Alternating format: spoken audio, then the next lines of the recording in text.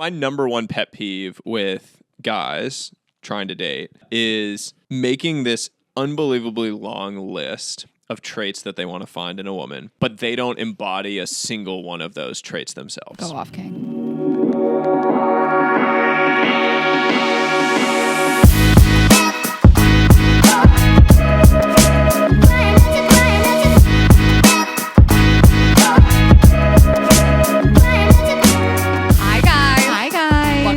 Episode of Girls Gotta Eat. Welcome back. May 20th. What a special day. It is special. It's really special. I had to remind you what today was. To be fair, we are recording this a little ahead of time. Yeah, you did have to be like, are we going to talk about your milestone? I was like, what, the new vibrator? That's the kind of friend that I want. Not ready. You are not fucking ready for the mother of all vibrators. If you're watching on YouTube, we are just pumping these in the air. We're going to unbox them for you. This is an insane box. This looks like you ordered. I need two hands to hold the box. I don't even know. 40. Like a giant foot-long sub. What is that box? Like this is giving like Wawa hoagie. It comes in those boxes that like the dozen of flowers come in because it's so big. Yes, like it is giving flowers energy. Big flower energy, big pussy energy. We're ready to tell you guys all about it. Get your big pussies ready. Yeah, okay. Get your pussies ready. Okay, let's thank our partners. And I have to tell you this thing that happened. I'm like chomping at the bit. I cannot wait. Tessa Speaking of chomping at the bit, thanks to Chomps. Thanks to Chomps, tasty meat sticks packed with mouthwatering flavor for supporting our show. Go to chomps.com/GG to see all the delicious flavors and get 20% off your first order and free shipping. I'm doing Chomps read. That's just you're just winging it.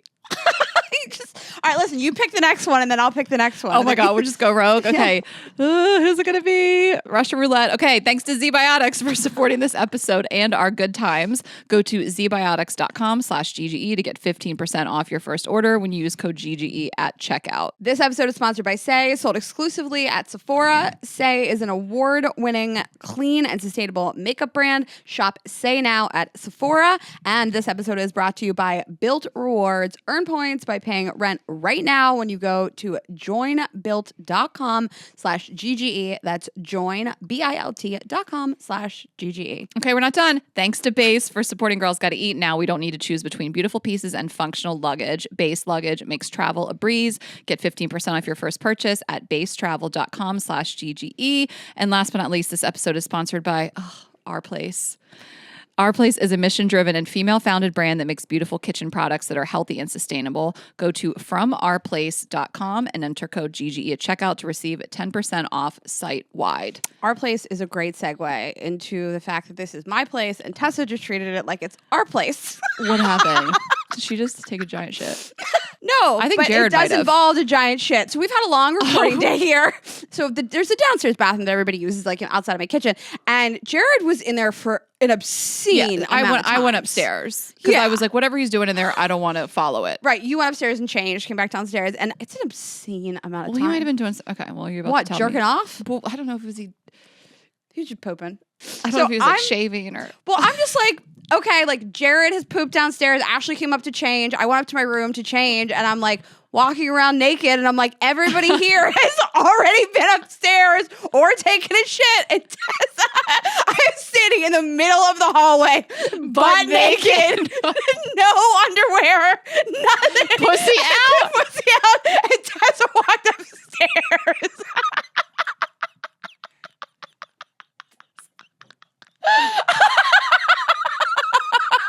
And I feel like my reaction time was not that quick. Butt naked. It like took me a second to realize I was like looking at a person in my hallway upstairs. And Tessa has been laughing a little too hard about it. Rayna, no, she's probably feeling very awkward. She just saw her boss's pussy. Like, it's weird for her right now. Do you feel like I look better or worse than you imagined? Smash or pass, Tessa. Honestly, though. Oh my God. Boobs out fine. Everybody's seen my boobs. Tessa's seen my boobs at the show 1,000 times, but vagina for your assistant. It's really Tessa, how do you feel right now? Bald eagle for your assistant. Do you want to give an official statement? Are you okay? And then what did she do? Just say, oh my God, was she like awkward? My reaction time was so slow. I feel like you were there forever. I feel like it's I covered my eyes and went back downstairs. She covered her eyes. That's the reaction you want when someone sees your naked body. Oh my God, ew. What if she said ew? She's like, you're so old. All of a sudden, Rayna's like, we have to fire Tessa. And I'm like, why? She's so great. And you're like, she said ew when she saw my And pussy. Ashley would be like, yep, I got it. She is fired. No. Oh my God. She's been laughing a little too hard about this. What did you do? Were you like, oh my God? Like, I would have been like, oh my God. I grabbed like both nipples and went straight for the vagina. I did it quick. I covered quick. You didn't just want to turn around and scamper off? Show her my butthole? Go back to your bedroom. What were you doing in the hallway, by the way? First of all, no. I want to actually have you take some blame here. Why are you in the hallway? I'm getting victim blamed in my own house. Like, when Tessa's in my house, I don't walk around pussy out in the common areas. So here was my thought process. This seems like a you problem. Thank you for asking. So all of my summer dresses are in the other bedroom. Oh my God. And so Rayna's problems, everybody. All my summer dresses are in the why. other room. I have sorry, a full room for my summer dresses. This is a summer dress. This How am I getting roasted so hard? Our assistant just saw my vagina and I'm getting made fun of. Was this denim romper in the summer dress room? Yes, the summer dress. Oh my God. You really made it. That's why we have 6 ads this week. We got to pay for Rayna's summer dresses. And the room that they're in. And their storage. So my thought process was, so when we wore it earlier to record, I was butt naked under it. So I took it off and then I had a thought I would like to wear a summer dress. Okay. And then I was like, everybody in this house has already been up here or to the bathroom. So I assumed Jared would have finished going to the toilet 3 hours ago. Right. And Tessa wasn't coming upstairs. That's so funny. Yeah, we all were all over the place because once he hit like a 7-minute mark, I was like, I'm going upstairs. Yes. So I was like, I can just dart across the hallway into the summer dress room butt naked. And you don't expect that your assistant is going to be in the hallway. Anyway, Jared's coming soon, you guys. We have him for a special episode in June. So it's going to be worth the wait. It was so funny. Yeah. Did he flush though? I did not look. You got to flush downstairs. Yeah. Like I'm saying, because we had a whole clog situation with a former house guest of yours. Yeah. We're going to rank them one day, but Francis Ellis just stayed with me. He's the top. And Okay. he just left, and he left my house sparkling clean. I told Rayna I want her to do a power ranking of every man that stayed with her. So we have Francis, He's in the top slot. Jeremy, bottom Bottom slot. ranking. Just cups, water bottles, blankets everywhere, wet towels. I guess we're actually doing it right now. His Okay, gross Rob. feet. His gross feet are, I don't know how he makes them so many places. They're just everywhere, his feet. His feet are everywhere. His feet are everywhere. He brings an extra set of feet. Okay, Rob. Rob was always like fine, but very messy. Rob opens 17 water bottles. He can be at your house for 12 hours. There'll be one sip out of 17 water bottles. And Rob has, I've stayed with him a ton. He is clean, but a little messy. Messy, yes. He's a clean person, clean hygiene. Yes. He wants cleanliness, but he's an explosion. Showers first thing in the morning when he gets up. I come downstairs, it's 7 a.m. He is just showered, ready to go. 19 water bottles are already opened. Rob will eat you out of house and home. He doesn't ask, would you like the last bite of this leftover? He just eats it. But I come out all the time in the morning and there are crystal bourbon glasses just sitting on the furniture. But Rob will outside. Replenish you 2x. So I have trained him. But this is how he is though, because Rob will always buy women food. He always knows, even if you say you don't want a snack, you want a snack. And with the wine, Robert's been over at my apartment and we're having wine, we're having food. And all of a sudden, boop, boop, knock on the door and there's more wine and food. He will always yes, drink and eat a lot and then replenish it at least 2x.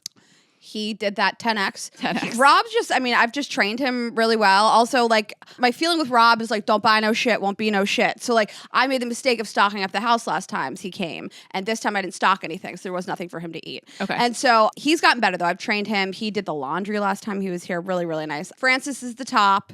He filled my car with gas. Yeah, he used it though. Yeah. I gave him the car. But I didn't ask for that, you know. And then Jonathan, fine. I still will never forget when the studio flooded and he pretty much let me and Tessa empty out this room by ourselves. Tessa said at one point he picked up a speaker and nothing else. A Sonos speaker, Ashley. Tessa was carrying a chair. He was like, my work here is done. Tessa and I were carrying the couch and he was like, I'll get this Sonos speaker. So anyways, yeah. Is there more? Who else stays with me? I feel like there's one more guy we're missing. No, it's just the 4. They're here a lot. They're just my dad. Your dad is who I'm thinking of. He's got to be in the mix. Where's he fall? He breaks a lot of stuff. Okay. He drinks red wine in my all white house. Okay. He is never not dropping and breaking stuff. You have to have like plastic stuff stocked or everywhere for him. Okay. So power ranking is Francis, Rob. Your dad and Yonatan? You got to pick one. Yonatan, because he's better looking. Yonatan, and then your dad, and then Jeremy. Jeremy, there's like a few people in between Jeremy too. Oh my God. Poor guy. That's the power. Bad rankings. house guest. Yeah, he's the worst. He doesn't respect me, and he doesn't have to, and he knows it. Okay. Can we talk about the Ashley Max? We should. Yeah, girl. Okay. Guys, I feel so emotional even talking about this. So when we launched Vibes Only, which is our premium sex toy company with Bluetooth connected vibrators, and we have an amazing app that you can connect and control them long distance and check the battery and all these really fun things. They all connect to it. And then, of course, we have our accoutrement, like our blow gel and our lube and our candle and all these incredible things. But we really started the company with 3 vibrators. The Ashley wand, really just kind of simple, like starter vibrator, but, higher quality than one we'd ever seen. And really just still better. It had this rose gold accent. Like we kind of took your standard wand and we were like, let's make it like the best wand that exists. And then we of course have the Rayna, which we still have. And we have the Gigi, which we will probably sell out of and we may or may not bring back because we have something else that's like small and petite. So you guys are going to be so excited. And that's coming in the next few months. And Rayna's kind of been leading the charge on that. But we were like, let's retire the Ashley and let's make it bigger and better and, taller. Keep it in. Like taller, Ashley. like Taller me. like Ashley. Yeah. And more beautiful because I have gotten more beautiful. I just keep working You on have, myself. Yeah. Inside and out. I have gotten more snatched since I got off the pill. So everything about this is the new me. So this is the new Ashley Max. It is the Ashley 2.0. I wanted to call it the Ashley Pro Max, but that's probably trademarked from Apple. So it is the Ashley Max, which of course, Max, just take it to the max, masturbate to the max, get your pleasure to the max. And it's incredible. And it is just this beautiful burgundy color with the 3 rose gold accents, the Vibes Only VO stamp, our incredibly soft, highest quality silicone that just makes it feel so nice in your hand and also on your most sensitive erogenous zones. So it's got your wand head and then this just really comfortable handle. It's kind of got the snatched. It was aerodynamic wand. Ergonomic wand. It's really nice to hold. There's a nice divot in there. Yes. And so this is the mother of all vibrators. You can call her mother and just get off with your mother. There's going to be 5 intensities. So like low to medium to high, and then 5 different pulsing patterns. So you can really find what works for you, and then you can unlock more in the app. And again, you can download the app for free. There is a paid side of it too, a subscription base, of course, and we have erotic content in there, but you're just going to connect this to the app, and then you can dial it up or dial it down from what's going to be in your just vibrator manual mode. Can I tell you why I like it? Yeah. Well, a few things other than it gives me orgasms.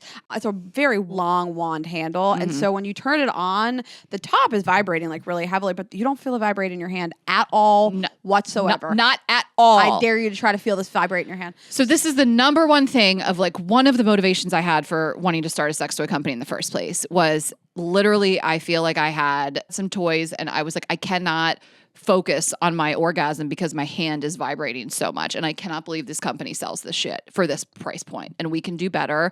And this is the least of all. I cannot feel it in my hand when it's on the highest setting. Yes. Maybe the highest, but like it's a low buzz for being this big and powerful. This is our most powerful toy, but of course you can find a lower setting and speed and whatever pattern that you want. It is the most intense orgasm.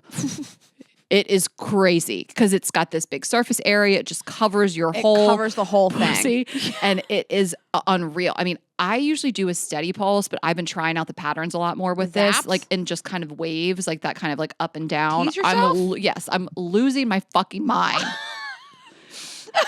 And then I will say too, this is great if you are pregnant or it's very if you are even plus size, you're just like, I have a bigger body to get around for whatever reason, like this, it's more vibrator to get down to where you need to put it. If you have restricted mobility, yeah. maybe you broke your arm, you're in the hospital, you can't move your arms. Exactly. Maybe if you're social distancing and someone wants to just... great for COVID. This would have been so good for COVID. Just have your man hold it on you. Maybe you want to masturbate, but you want your partner to stay across the room. If you're in a fight. Or if like you each want to be on separate ends of the couch, this will reach. It's really long. It's extremely long. Also, I always say it, I'm such a lazy masturbator. I don't want to have to like hold anything. Really, I mean, my arm could like be up at my titties and I'm masturbating. It's also just beautiful. The box is such a showstopper. Yeah, I don't know which one I'm talking There was into. a virtual live show where we had dildos out and I talked into it instead of my microphone. Andrew Collins said it was one of the funniest things he's ever seen in real life, watching me realize in real time like which I was in. But yes, it is a great microphone shape. The boxes are really premium. It's a humongous box. It is a real showstopper. This is a fantastic gift for somebody else. I mean, also used as a back massager, you know? It's humongous. Listen, massage your whole body with it. You really can. Jenny Jones, which is a close friend of ours and just so funny, was like, you guys should come up with a big wand that doubles as a back massager. And like, this absolutely does. Like, it's not your full Theragun. You know, it's not that powerful, but it is. If you have like a hard run day, Yes. run this down my thighs. I actually love this with the massage candle. That's a full therapeutic experience. Fuck yeah, get it with the massage candle. Yeah. Light our massage candle. It turns into oil. You'll back massage and then use Get on the I'm wet thinking about it. I'm lubed up. So we don't want to take too much more of your time with this, but I mean, you know, we're so proud of Vibes Only and it is our baby. And we're coming up on our 2-year anniversary in June. We launched this in 2022 and we're just so proud of it. And, you know, the sales are increasing, the number of customers, and we just love giving you guys orgasms and being a part of your sexual wellness. And this is just such a beautiful, special, but easy to use, shouldn't be intimidating product that can really be for, you know, bodies of all sizes and people of all masturbation preferences. Yes. We always want to encourage your self-exploration, your self-pleasure, playing with a partner, just having orgasms because it's self-care. So check it out. That's at vibesonly.com. We have a whole line of things for you guys. And then the app also is, of course, anywhere that you download apps. Yeah. So again, the app, there is erotic content in there. There are a few free stories you can try, but then the whole library comes with a subscription, of course. And you actually pair the vibrators and they pulse along with the story. It's a whole immersive experience. But some of the free features you're going to get are unlocking some more like patterns and intensities, and then the battery estimator, which no one else is doing, which we love. So your vibrator will never die on you. And the long distance feature where someone can control your vibrator from anywhere in the world where the app is available. That's a subscription feature. So vibesonly.com, and we have a Juicy Peach new suck and blow gel. So that's going to be vulva friendly as well. And suck a dick, eat some pussy, butthole friendly. Yeah. More stuff coming this summer. We're just so excited. And we just want to thank you guys for supporting our company. Get the Ashley Max, you guys, vibesonly.com. Okay. So I wanted to talk to you about this thing. I found it really interesting. A close girlfriend of ours had this scenario and I like felt so mad about it. And I was like, why do I feel so mad about it? So she had gone out with this guy a few times. I would say make it 5 times. They'd made out, messed around a little bit, and they had gone on a date. The last date, he like kind of refused to come into her house with her. Okay. And he basically gave her this speech of like, I want to take it slow. I respect you too much to have sex with you. And she was like, but I want to have sex. Uh-huh. And we've been on a bunch of dates and I see this maybe going somewhere. I don't know if she said all that, but she was just like, I want to have sex. And he basically was just like, I have too much respect for women to treat you like that. And she was like, you're not treating me like it's, I want to choose to have sex. And he refused to do it. So I felt really incensed by this whole, like, I respect you too much to let, and it feels like it's misdirected respect. Because, like, I say respect with quotes, and because it doesn't feel like respect that I'm saying to you, this is a choice as an adult woman that I would like to make. And you're saying to me, you're smarter than me. You're more rational than me. I can't make this own decision myself. What you're saying is sex makes you less respectable. You're saying that the act itself is disrespectful. Like, I feel like that's the high level of what he's saying. Like, I'm going to respect you less. Like, having sex makes you a less respectable woman. Uh-huh. I don't even need to read between the lines. Like, that's pretty much what you're saying. And that's your shit. Like, yes. This is the biggest glaring red flag. Like, the second I heard this from a guy, I'm immediately like, oh, we don't view sex the same way. And like, you should go to therapy if you're not in it already to deal with the way that you view women and sex and pleasure. Right. Like, it's weird that he's framing it as respect because it's like anti-respect. Yeah. It's removing my agency to decide when I would like to sleep with somebody and how I think about sleeping with somebody. Yeah. Like, I might just want to fuck you. That doesn't mean I have any expectations outside of it. You're sitting here rejecting me as a respect thing.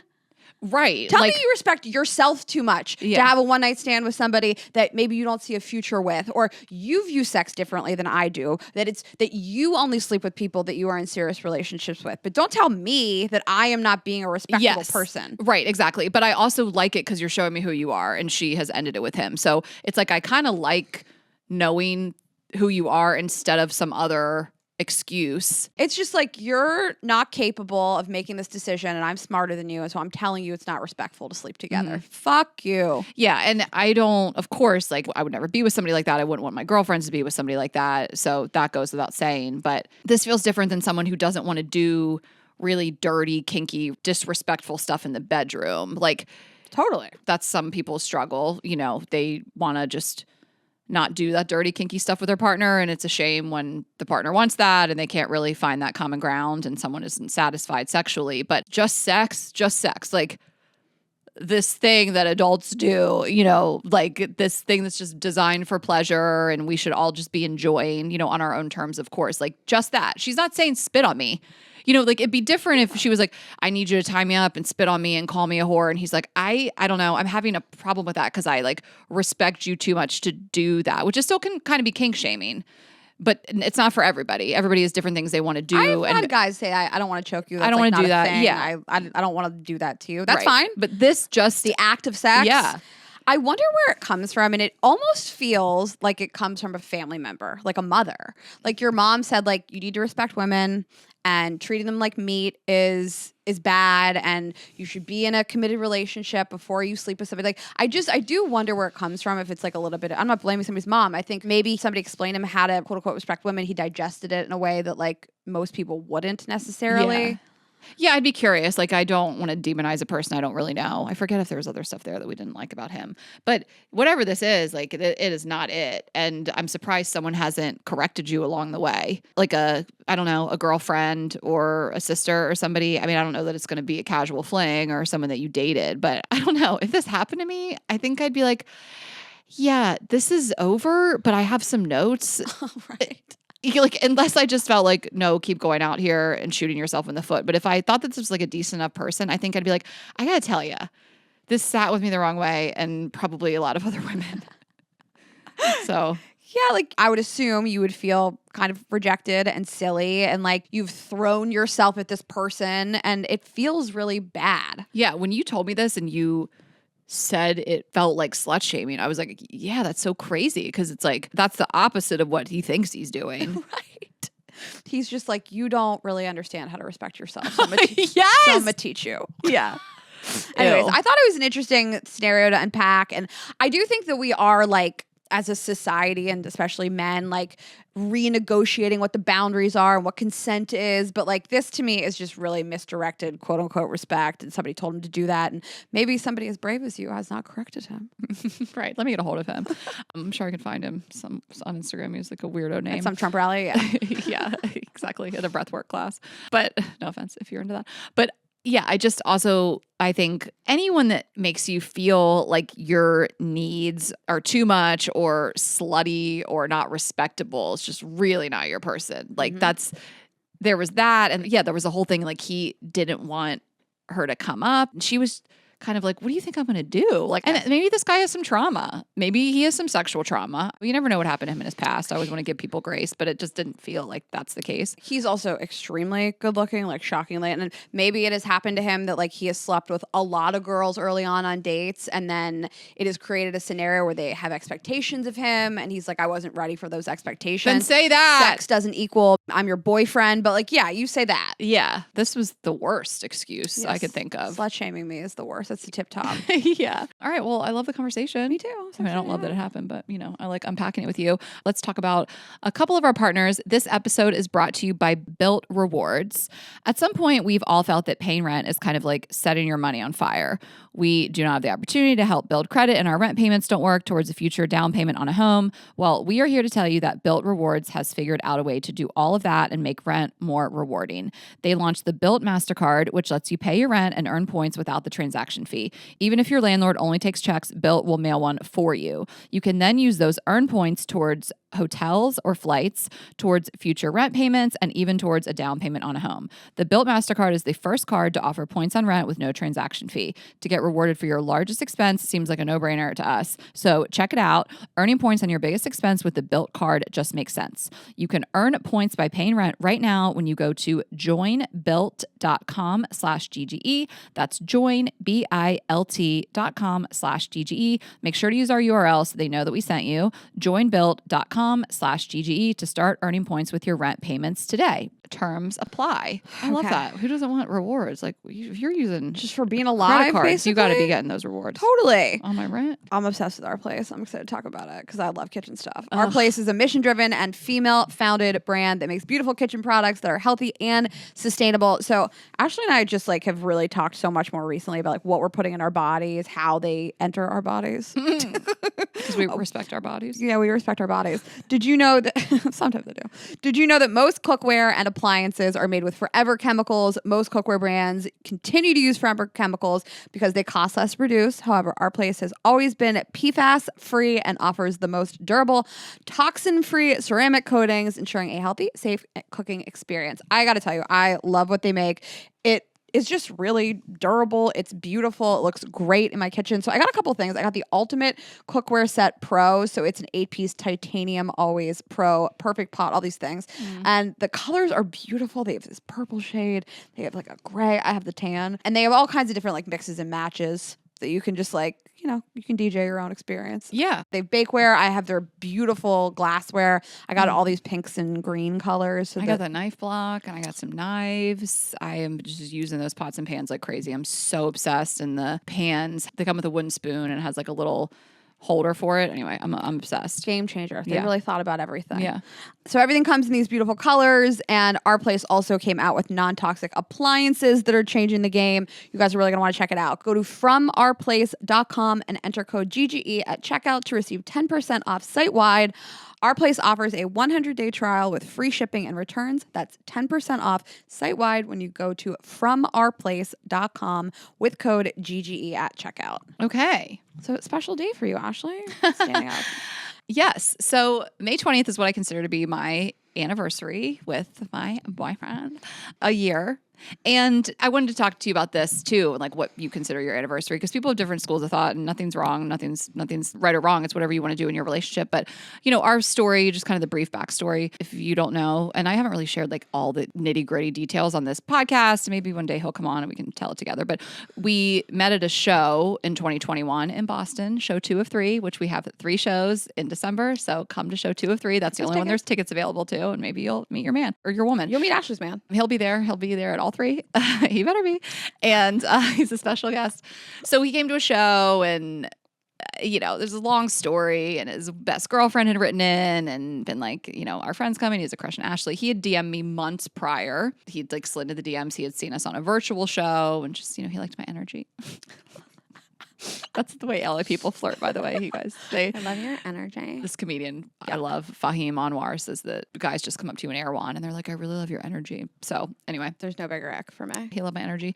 So yeah, so I kind of, when I talk about the different ways we met, there's like this, we met at a show, but technically he slid in my DMs, but I didn't see it till after the show. And you know. It'd be funny if you marked your anniversaries that day. Yeah. Like early 2021. And then the show was October 2021.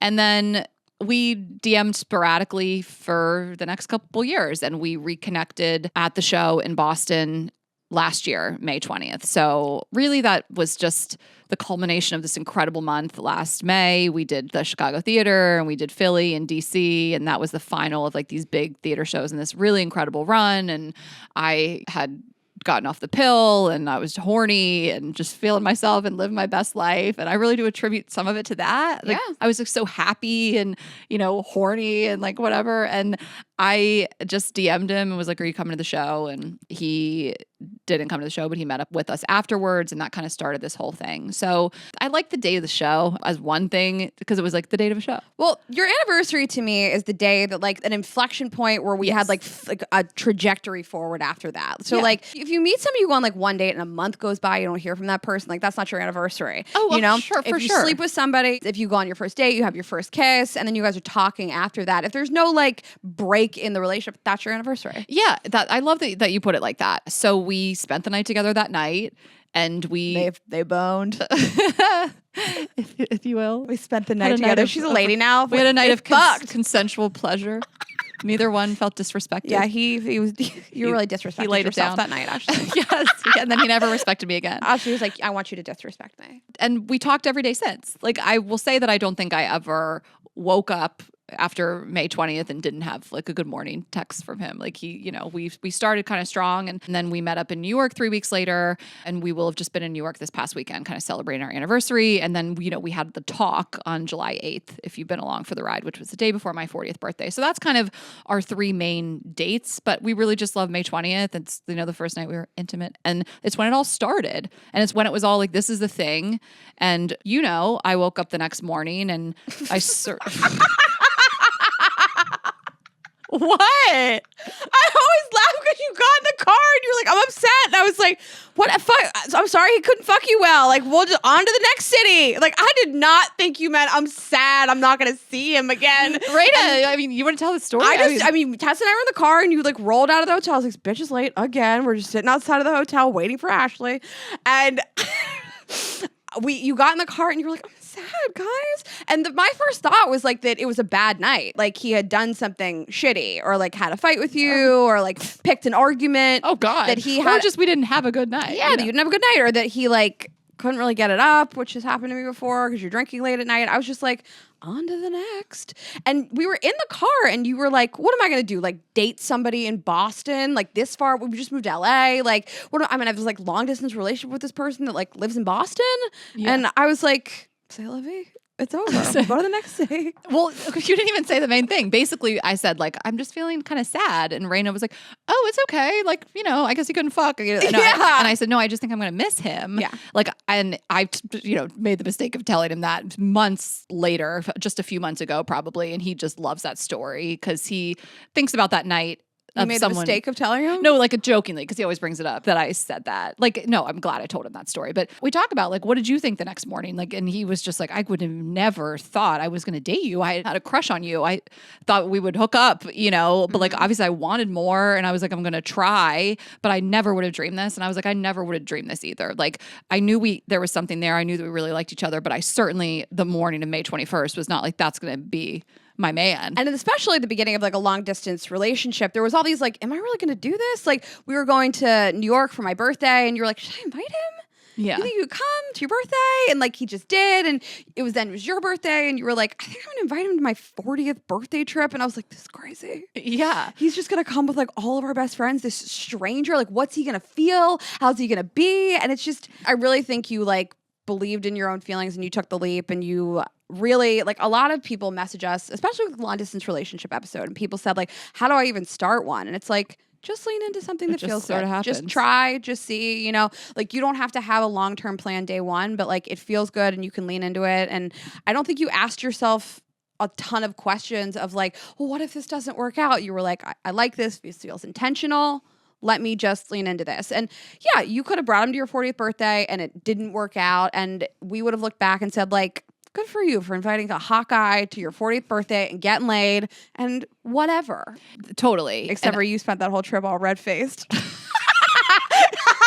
Just flushed as fuck. I've never seen somebody freshly fucked for that amount of days. Yeah, I just thought that was like an interesting conversation, like what you consider your anniversary. But I love like getting to this year point, as we record, we're coming up on it. But like, I love when you hit that point and you can think about what you were doing the previous year. Like, it's just nice. Mm-hmm. Like, for example, right now is like the basketball playoffs, and I'm thinking about how last year we were talking about that. Like he was watching basketball. We were talking about the Celtics, of course, because they're always crushing it. And it's just like, it's so cute to look back and be like, oh my gosh, at the very beginning of this, when we didn't really know each other, we were talking about the Celtics games. And now here we are again, and look where we are, and we're so in love. And, I couldn't be happier with him. I think he is like so wonderful. I really feel like I found my match, and he feels like that too. And I have nothing but good things to say. And I think I've shared a lot on the podcast over the last year, and I've kept also some things like close to the vest or the chest. The chest. Vest. Not everybody wears a vest. Everybody has a chest. I think it's vest though. It might be vest. But my explanation made sense. I actually loved your explanation. So I kept some things. What is it? Is it vest? Close to the vest makes no sense. You're going to need to explain to me why it's close to the vest. I swear it's vest. Oh, people say both. Are you more Ashley's friend or more Rayna's friend? Who wears more vests? Those rules were real the day I wore a vest. Interchangeable. I think it might be a location thing. Like Like Denver, it's vest. Yeah. If like you're in Midtown Manhattan, it's vest. In Minneapolis. American versus European. They said like Europe, Okay. the vest feels more European. It depends on which continent. Or your accent. Like someone's trying to say vest, but it comes out chest. Close to the chest. Anyway, and you know, I love him. We have a great, stable, healthy relationship. I see a world in which he ends up out here. That's what we've been talking about. And we've, you know, been making it work. I talked a lot about the relationship and how it works on the long distance relationship episode we did a few months ago. And, you know, we made it. You guys have been along on the ride. Rayna's been a part of it. We have a nice little group chat and group family. I and love him. I couldn't imagine if you didn't get along with him. And here we You are. guys wouldn't be together anymore. Yeah, it would be tough. No, I love him, and I've loved seeing you in this relationship, and I've seen like growth and patience in you. And we talked about it last week, but like this thing happened in Las Vegas, I think would have taken you down, but it just didn't. And I've seen you become even more patient. Like you've always said, like you've learned patience through like having a business partner like me also, and now you've like a romantic partner, a life partner, and you do have to just learn even more patience. I don't know that you describe yourself as the most patient person. Yeah. You want to do what you want to do when you want to do it. And it's interesting to me to see you like fold a person into your life, because I always thought like, what is that going to look like? Because I never knew you in a relationship ever since the day I met you. Funny. Yeah, and I was just like, how does a person fit into her life? She is so family oriented. She's so friend oriented. She wants to go and do what she wants. Her career comes first. Like, how does a partner fit into this? And you not only allowed somebody to fit into it, but you found the right person to fit into it.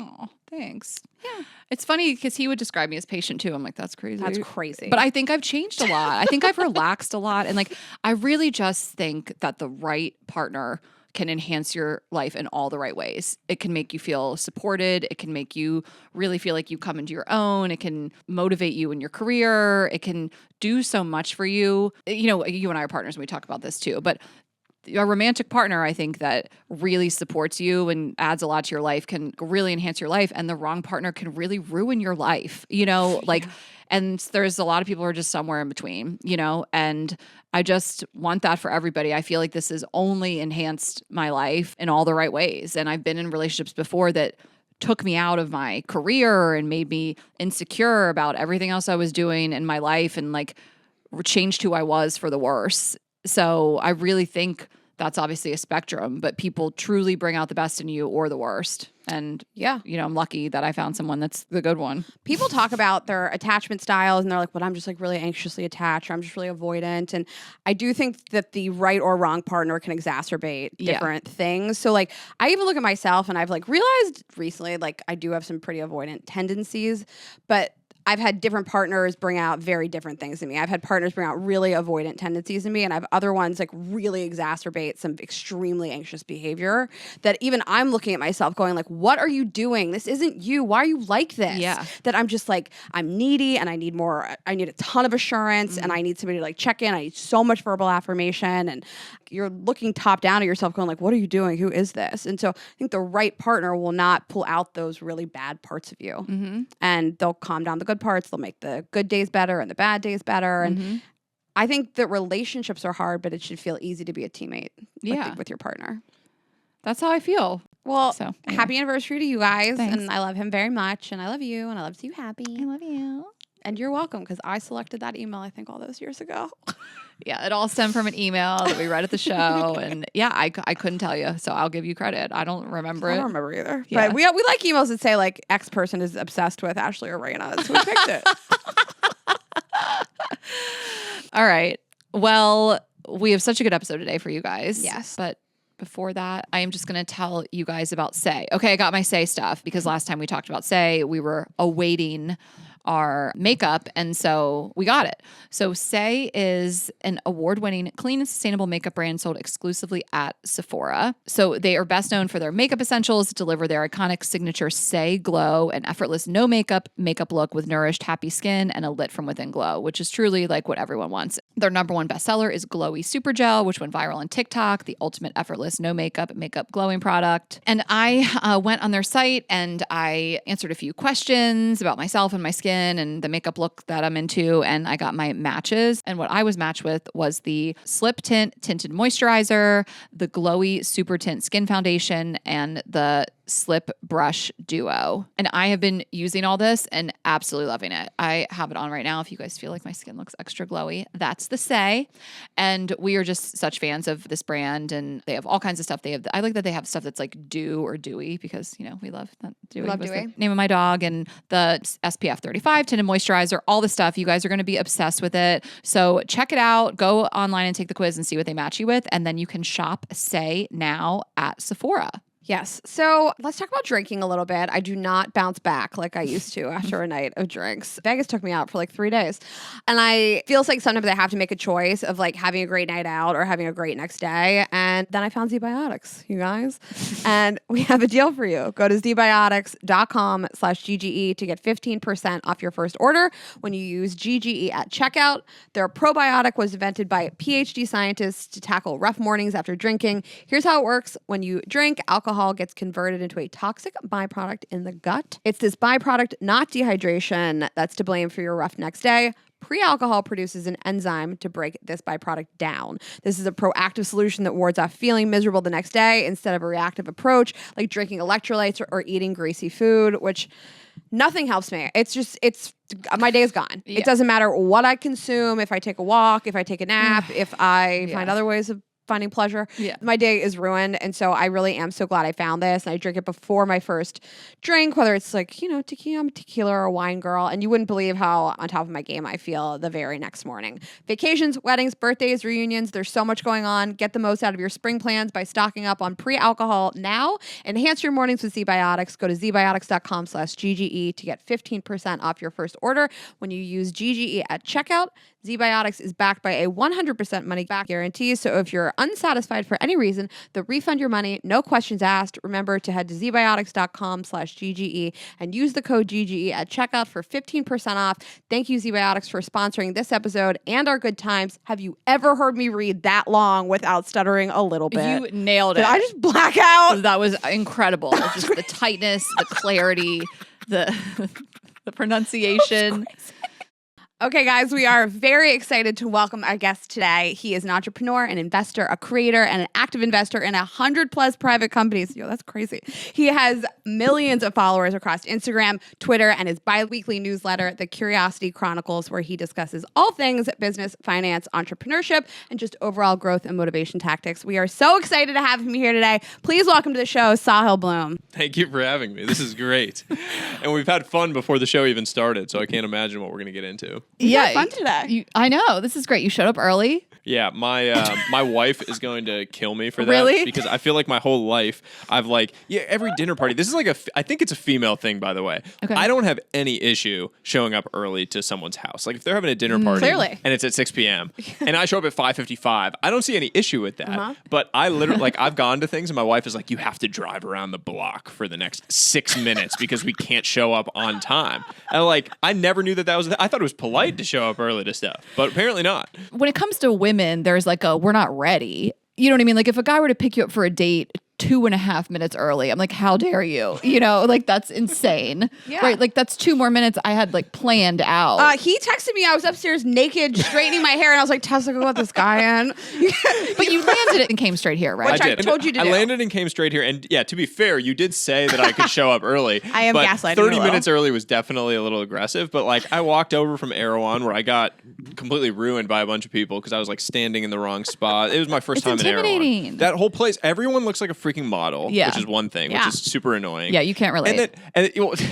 And then two, you like if you stand in the wrong place, a bunch of people yell at you. Like I got yelled at twice in 5 minutes. being in the Tensions store. are high. Yeah, people are angry. It's lunch hour at Air One. You don't you want to can't fuck go with to people. lunch there. No, you I don't wanna fuck know with 10 people. a.m. I go. Yeah. It honestly is like a place where you really need to know what's going on, or it's intimidating. I've never attempted that like salad bar, hot bar line. That's what I tried to do. Like I get It's a my bad grab idea. and go. No, if you don't know the rules, I would never. I started penetrating the hotline because I go 5 days a week. I am in the culture. I am the culture. I have you know what to I have do. 3 tote bags and a sweatshirt. I have the merch from Air One. So like now I feel like I'm there, but it took me like a year to penetrate the hot bar line. The use of the word penetrate the A lot. hot bar line is Yeah. a lot right now. But also, by the way, you've probably spent like $250,000 in a year there because I got a bottle of water and I got a cold brew, and I swear to fucking God, yeah. it was $32 Absolutely. or something. Like, Yeah. it better be laced with gold for what I just Right. paid for that Yeah, stuff. it comes the blowjob.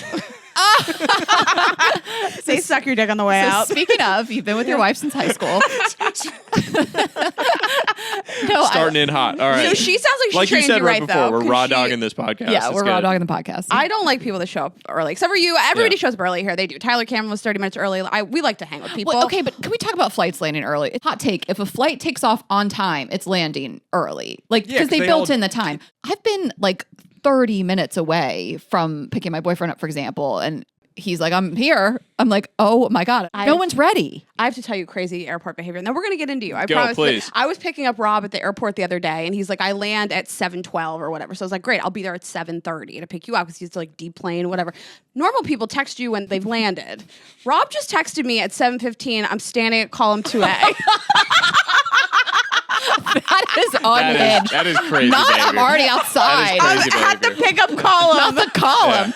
Oh my gosh. And You're he- like, I'm not even in the car. I was like, are you good? You better get to that Uber lot. 'Cause- This is not information anybody needs. yeah. Closest I've ever come to a divorce or a breakup, by the way, was literally because of an airport pickup where I was driving. I got there way too early, and then I had to circle San Francisco airport like 17 no. times while she was like getting dressed in the, because she like probably Trying to gotten look on a nice. long flight. She was trying to look nice where we hadn't seen each other in a while. Now I can like look back on it and be like, I was being ridiculous. The fact that I had to circle and the cops keep coming over to you and they're like, no, you got to circle. You can't wait here. You got to go around. I was just like, oh Wait, was my she God. in the airport? She just wanted to glam? She was doing No. her makeup. We hadn't seen each other in 3 months. I was like, I get it. I get it. Yeah. Listen, I'm on her side. I relate. I was picking up an ex of mine. It was like Christmas fucking day. And I knew he had landed and he wasn't coming out. And he was like, I'm in Hudson News. I'm like, I will murder you. Why are you? Why are you looking at People magazine He loved right now? Hudson News so much. He was a Hudson News slut. And why are you? Hudson News is for departures, not arrivals. Get outside. What kind of chaos Yeah. is that? Get to column 2A. What was he doing in Hudson News? Plan to go He there. just loved it so much. I don't know. He like loved to be in He's the got to airport. hit it on the way in and out. My dad, by the way, is almost 70-year-old white male. And my dad loves People magazine. And so if you go to an airport, my dad literally like every flight he's taken, he's a professor at Harvard. Like my dad is not like, some random guy. He's literally like a tenured professor at Harvard who Right. sits with his legs crossed on airplanes and reads People magazine. And I love it. I Like I love love the that. That's shit his out of that kink, for yeah. him. But he might have been in Hudson News just He like would have been, and your boyfriend. mom's circling the airport. Like, fuck you. Anyway, Originally, Ashley sent me a clip of yours, and we were just like, this is fantastic. And I've been listening to you on another podcast. Your story, and we are going to talk about dating stuff with you, but your story in general of like how you got here is like really interesting. So can we just like talk a little bit about like who you are, what you do, how you got here? Yeah, sure. I was an athlete, so I played baseball my whole life, and I got a scholarship to play in college. I played at Stanford out in California from 2009 to 2013, and then I basically like my whole life was built around, I mean, I can say this in hindsight, like was built around my own insecurity and wanting to be impressive to other people. So like every decision that I make when I look back on it was built around this desire to be externally impressive. Like I wanted to go get the job that sounded good and fancy on paper, even if it wasn't the thing that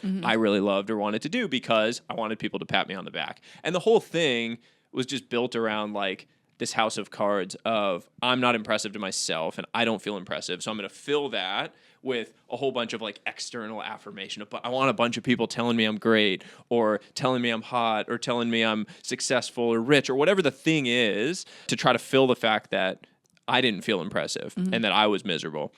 And I assumed, and I think a lot of people assume this, that eventually you'll get enough of those external affirmations that you will all of a sudden you'll wake up one day and you'll be like, oh, I've arrived. Everything's great. I feel awesome about myself.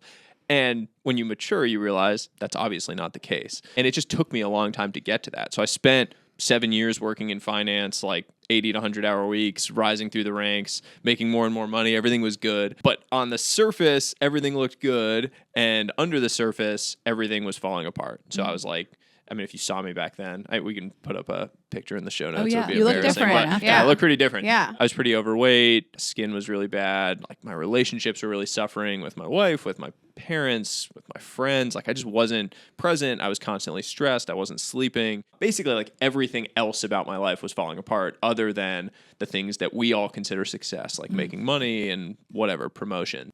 So, I mean, my journey was like I had to kind of find my identity again. Who was I actually in order to change? When did you have that realization that you'd just been looking for external validation? It was like May of 2021, so about 3 years ago. Wow. Not that long ago, no, 3 years. And that was like when I started writing and started doing all of these things. But basically, I had a conversation with a friend, an old friend. We went out for a drink, and he asked me how life was going. And, you know, you give the like, oh, I'm good, busy, right? Like, that's what everyone says. And you're trying to like, it's kind of like the busy. little, Yeah, the little so like true. flex that people do at the cocktail party because like being busy makes you sound important and impressive.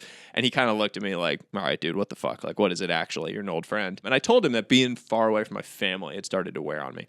I'm really close with my parents. My dad in particular has always like been someone that I've, you know, really looked up to. He's been like my guy, my mentor my whole life. And they were getting older. And he said, well, how often do you see them? I said, like, once a year. He was like, how old are they? I said, mid-60s. He was like, okay, so you're going to see them 15 more times before they die. Oh my gosh. And I remember just like in an instant feeling like my whole world had been flipped.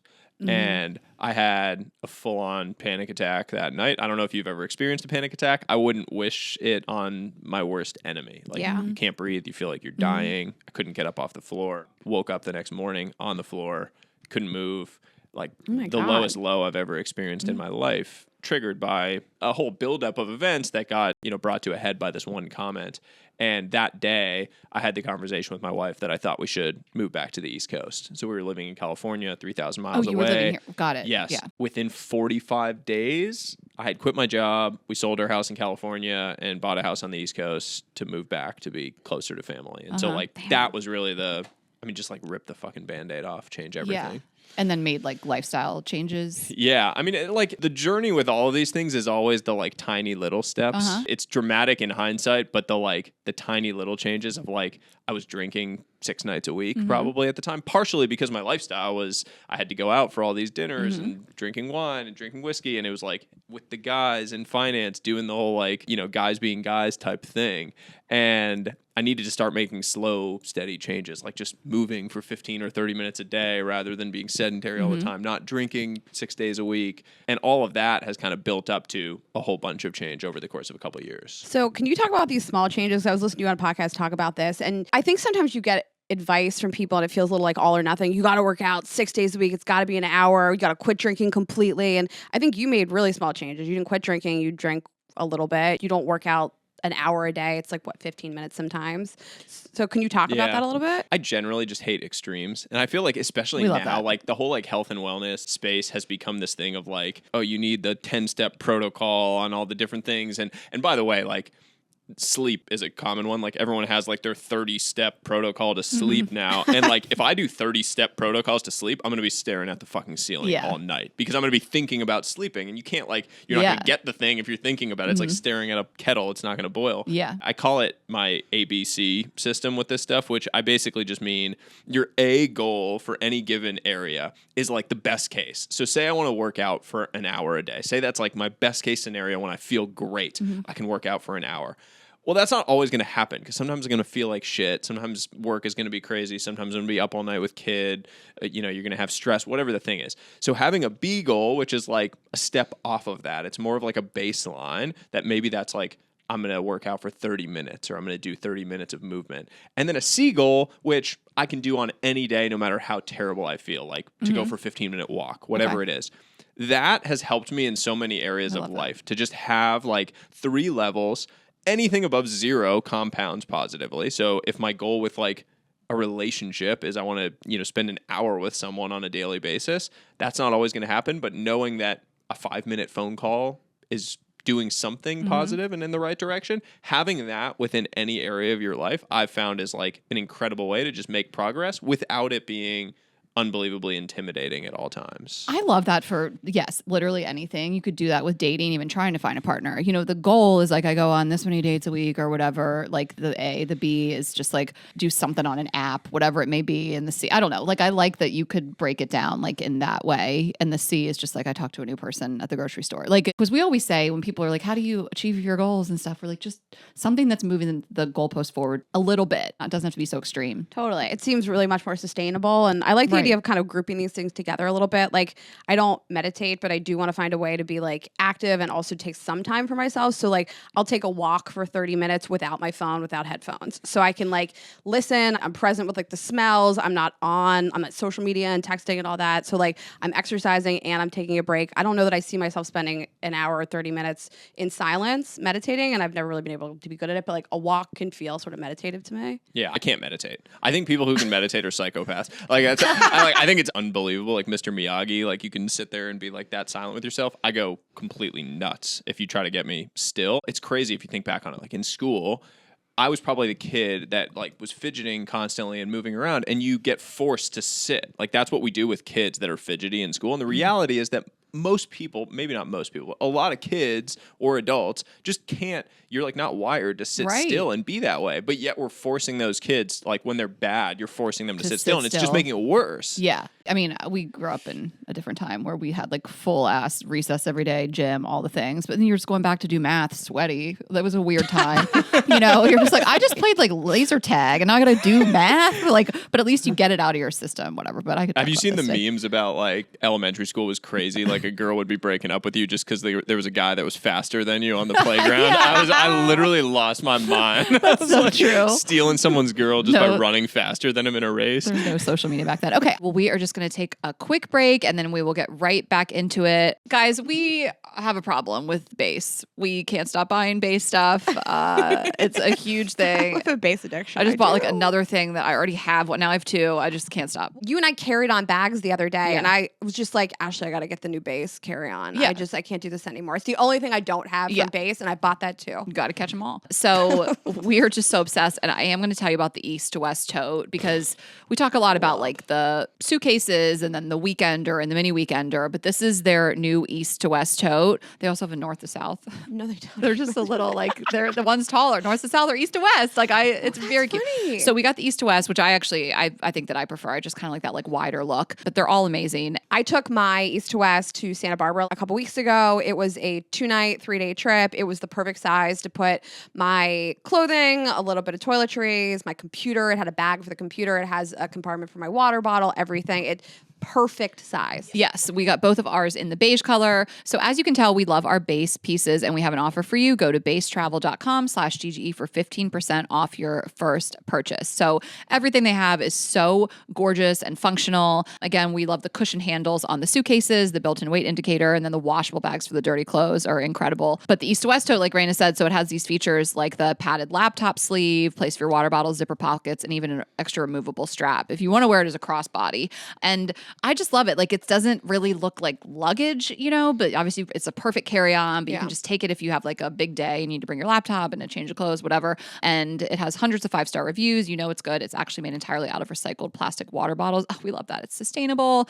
So base is just incredible. We love the weekender. I just bought a mini weekender because they had this like collab and it was this red color and I had to have it. And so whether you're packing for a quick trip or looking to breeze through the security line, base has your personal items covered. And I feel like when you're in the airport, those base people, you're like, oh my God, because we saw the girl in Vegas with the red suitcase to match my mini weekender. We're stopping in the hallways. We're like, oh my God, no, we love that. So we were just like, we have the same stuff. So we're just like base bitches recognized. Yes, base bitches. That's so true.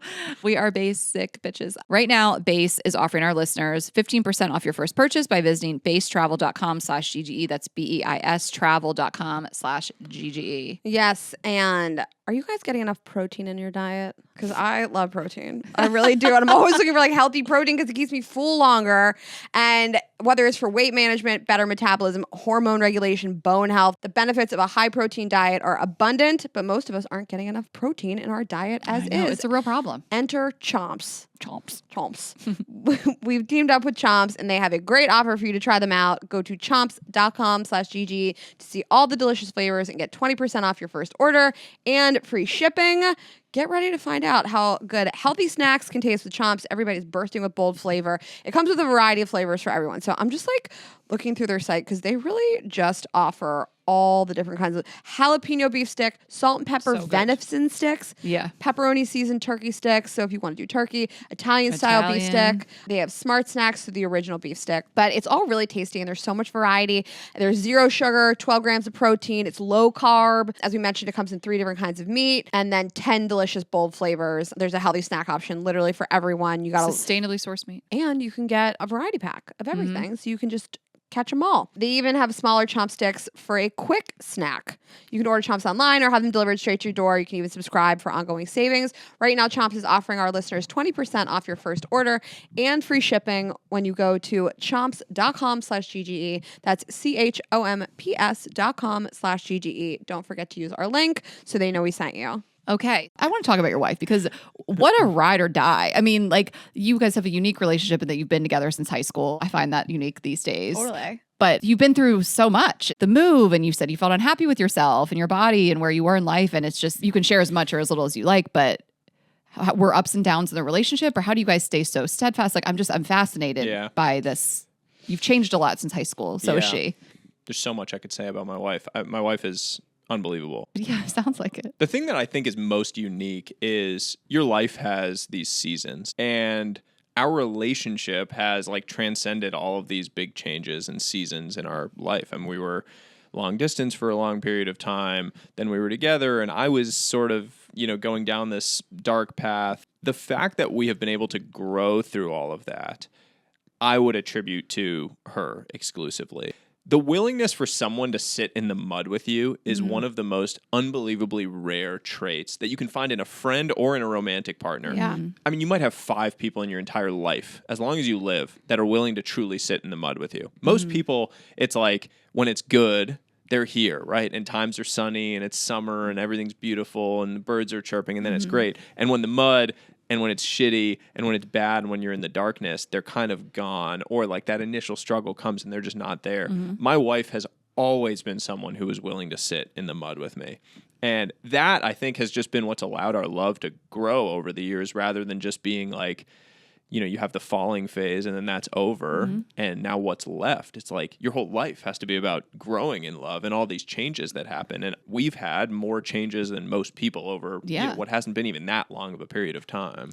Yeah. I mean, I want to kind of fast forward then for a second to like, you sent us topics and one of them is about maintaining a long-term relationship. And you talked about communicating appreciation to another person. And something that struck me about your website when I was going through it is when I was reading the About Me, the very first like sort of block says like, I think my life, and it's a photo of your wife and your son before any of the business accomplishments. It's just like this beautiful photo of them. And it like really struck me that like that is such a special way to communicate appreciation to her. But I just want you to kind of like expand on the appreciation. Yeah.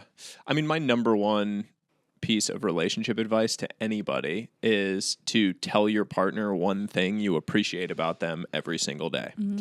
And it sounds silly and it sounds simple, but there's something so powerful about actually vocalizing appreciation, because what happens, especially after you've been with someone for a long time, but even at the beginning, is the appreciation becomes the baseline, so you don't say it. And you only vocalize things that are down off the baseline, the negatives. You say, like, when you're in a fight or when something annoys you about the person or whatever. And if you don't vocalize the things that are great on a daily basis, you have nothing to offset the stuff that is crappy that naturally happens. You get into fights, you're going to argue about things, you're not going to agree, that's fine, but you have to vocalize the good.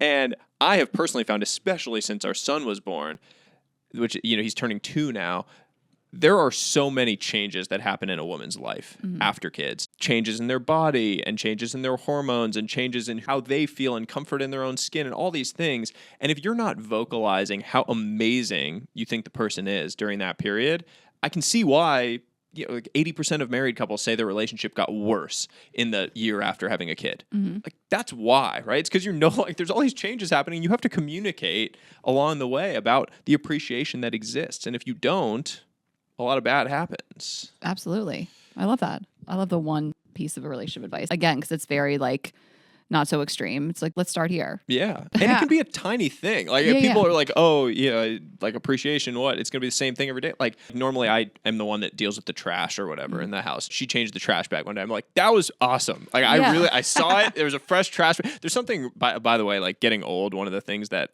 surprises me about getting old is like the stupid shit that I just am like, oh, that was so nice. Like a soap dispenser that's filled or like a trash. I'm like, oh, that trash bag. It looks so nice and clean in there. Like it's like the embarrassing stuff about getting old, but it's real. No, it's like the little things. It makes a huge difference. And everyone talks about compounding and how important it is in your health or in your finances or all these other things. Like it's exact same in a relationship. Like these tiny little things compound, but you need to actually vocalize them in order for that to happen. Definitely. And it never stops being important. The best relationships, the most in love I ever felt were people that just told me they were proud of me and that I looked nice today. And I think it's really important to like never stop doing that and like seeing your partner as though you are dating, you know? You wrote something, you wrote biggest reasons relationships deteriorate. Do you think, is that because people stop doing that? When you stop recognizing the good, everything goes to shit. And I think it's the same for your life, by the way. Like relationships are a natural place where we see this happen. But if you stop recognizing the good in your own life, like if you're a journaler, I don't know if either one of you likes journaling. One of the things I do every day is I write down one win from the day, one point of gratitude, and then one thing that's stressful, like one point of stress or tension. And the whole point of doing that is like, I'm not a good journaler. I know I'm not going to sit down for 30 minutes and journal. That takes like 2 minutes, but it makes sure that I'm actually recognizing one thing that went well, like a win, something tiny that I got done, something that I was grateful for, and then something to get off my mind, like the stress or whatever it is. When you do that, you make sure that you're not forcing yourself to some insane standard. Like you're allowing yourself to celebrate good enough on days when good enough is actually incredible for your life. You said something in one of your videos I was like watching earlier. I forget how you phrased it, but you were like, the one piece of advice you could tell people is just to not complain. Yeah. But I love to I complain. can't relate. So that's our whole friendship. We just talk shit on other people. Also, I feel like we're nice to each other and it's important that we like appreciate each other. Well, and like Rayna and I are the first people to say, like, when people just complain constantly about their place in life, their job, their relationship, like we have no tolerance for it. Like you got to make a change and you have to like be in charge of your own happiness. So we talk shit. There's a difference between complaining. there's a difference between complaining and like, I would say what you're doing is like it's an emotional outlet. Venting. Like it's like it's fun, right? Like you're getting it off, and it's like a way of de-stressing by just like talking shit about the thing. I mean, it's the exact same as me writing down the thing that's stressful. Exactly, but I just so want to hear you speak on it because it made me laugh because I was like, man, we love to complain. But if you were complaining to me about the same thing every day for like a month, if you complain to me about your boyfriend, your job, you might be like, is she fucking serious? And you don't do that. We just talk shit. We also complain, let it out, really have that catharsis, and then fix it if it needs fixing. But I just wanted to hear there's an action that follows. I mean, my whole thing with complaining is if you can control the thing, do something about it. So there's this like old parable I think like captures this whole idea really well, which is like, I'm going to misstate it now. Blames someone, blames themselves. Yeah, exactly. It's like, so I just watched he it. who blames others has a long way to go on the journey. Okay. He who blames himself is halfway there. Yes. And he who blames no one has already arrived. And it's this whole idea, like, don't complain about anything. And it's an important rule for life because if you're complaining, you're just giving too much power to the thing. Like, if it's within your control, go do something about it. And if it's not, stop giving your energy to the thing. Right. Because you can take that same energy and just direct it towards the thing that you can control. Yeah. Yeah. I have a friend in my life and it's always job related. And every time I hear her talk about her sort of professional station in life, it's everybody else's fault. It's the people around her. It's her clients. It's the algorithm on Instagram. It's social media. It's always the algorithm. It's always, it's the always algorithm. something else other than looking at your own content, looking at what makes you happy, creating more, being better. And it's very easy to look at problems and blame everybody else. And that's fun for a while. But like when everything else is the problem, then you have to start to look inwards, which is your step too. Yeah. I mean, Blame it's like yourself. that. It's that meme of the like person looking in the mirror and it's like the mirror pointing back at them and saying like, it's like the algorithm's the problem. And it's like, no, your content just sucks or whatever the thing is, right? Like we all need to, I think in general, we just need to hold ourselves to the fire a little bit more on these things. And again, I totally separate that from like venting No, and I the know. fun that comes from that and following that up with action to the same, like, I mean, you said that, right? If you heard her venting about the exact same thing every day and not doing anything about it, you're complaining about, I mean, I see it with people all the time. It's like, if you were eating a food and it made you feel sick and you were like sick to your stomach, throwing up, you would probably stop eating that Right. food. And yet you have people that are making you feel sick when you spend time with them and you're still spending time with the person. Like your body is telling you something about Yeah. the food the same way as it is about the person, but we're not listening to our body about the person, but we're Right. listening to it about the food. It makes no sense. So Right. like if a person is making you feel sick, stop spending time with them. Stop opening up to them in the same way. It seems logical, but we still do it. And it's like, it's crazy to me. I have friends that complain to me about, you know, someone in their life, some friend that makes them feel drained, some like, you know, relationship that they don't need to be in. Just like, you can go make a change. That's actually, you can go change that. Even with family, people are like, well, I have to, you know, spend time with this family member. You don't need to open up to the family member Right. if you know that they're And toxic. boundaries. Yeah. If you know that they hurt you, create a boundary around it. Well, this kind of leads me into the topic we wanted to ask you, and then we can kind of go back and talk about some like dating toxic behavior and stuff. But we did have on our list how you say your romantic partner is what the most important decision you'll you ever could make make in in your your life, which I think is tying everything together in terms of your wife and also people who are bad for you. And so Yeah. we believe that, Really believe and that. nothing will ruin your life more than a toxic romantic relationship. So we just wanted to hear you speak on that. Yeah. I mean, who you choose to partner with in life, and I think that that's typically your romantic partner, determines all of your happiness and misery that you're going to have. And choosing someone who you can grow in love with. Like I said that earlier.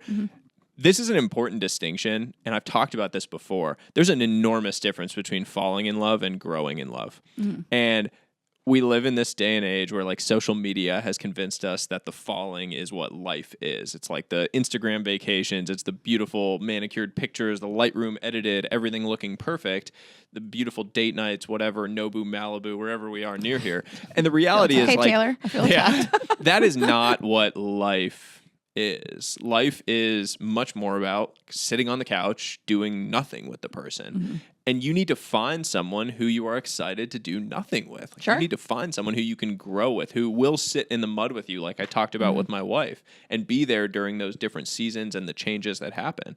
And if you find that right person, and if you focused on, you know, what I think of as like something deeper than just physical attraction in life, these like layers of attraction that you can have with a person, that choice can lead you to all the happiness that you want and want to find. Yeah. I mean, we've seen people entire social lives crumble because of a romantic partner. They're not Health. doing good at their job. Yeah. Their health is suffering. You know, everything sort of takes a backseat when that primary relationship isn't in like a positive place and is really just like stripping you of all your happiness. And conversely, you know, I think that you can find a partner that enhances your life in all those ways, that frees you up creatively, that brings friends to your life and travel, introduces you to new things, new cuisines, things like that. And so I'm talking about me. New cuisine. Yeah. I'm like, I can so- take you on a food crawl and Yeah. That's so funny. That's so specific. They introduce you to new cuisine. Yeah.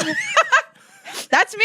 I know. I'm like, It's just a funny thing. I'm the best the partner. sentiment is obviously correct. I mean, yeah. everyone is so afraid. If you haven't found that person, Yeah. you shouldn't feel the need to like be in a relationship just for the sake of it, right? It's like everyone is so afraid of being alone. I think it was Robin Williams that said, I used to think that the worst thing in the world was ending up alone, but it's not. It's actually ending up with people who make you feel alone. And I remember Absolutely. hearing that and being like, that makes so much sense when you hear it articulated that way. But it's something that like more people need to hear and actually appreciate and understand. Oh, nothing is worse than being with somebody Yeah. that Yeah. makes you feel terrible. I go to bed every night perfectly fine. Yeah. But I mean, you know, Rayna and I have talked about this too. I mean, I am in a romantic relationship now. Rayna's been in them before and I haven't been, you know, but we have our own partnership. And when we travel the world together, obviously we work together, we spend holidays together, our families are ingrained in one another. So like that partnership is really important too. I mean, it's the most definitive relationship in my life to speak of is the one that I have with her. And so like, it's really important that stays healthy and, you know, we only like make each other better. What we have seen happen though, like on the flip side of just romantic relationships now, it just really is a slow drip of like ruining who you are. Yeah, I mean, it also just speaks to the fact that I think I said it briefly, but like partnership isn't just romantic Of course, yeah. relationships. It's like finding partners for life to go on life's journeys with, whether it's business or whether it's, friends or whatever that is. It's finding those people that you can go on life's journey with. It's the same reason that like loneliness doesn't look the same for everybody. You can feel lonely in a crowded room surrounded by friends because you don't feel like any of them actually know who you are. I had tons of friends when I was on my journey in finance.